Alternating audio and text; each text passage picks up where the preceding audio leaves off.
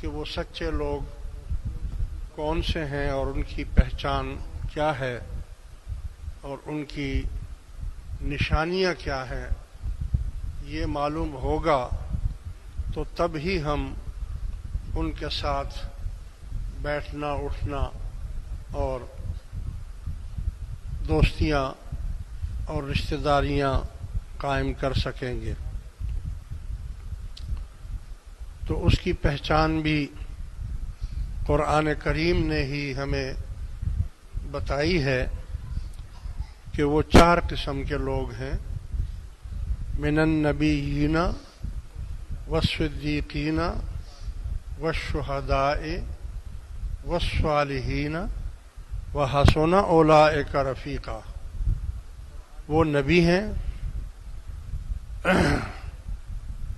صدیقین ہیں اور شہداء ہیں اور صالحین ہیں۔ صالحین سے مراد اللہ کے ولی ہیں۔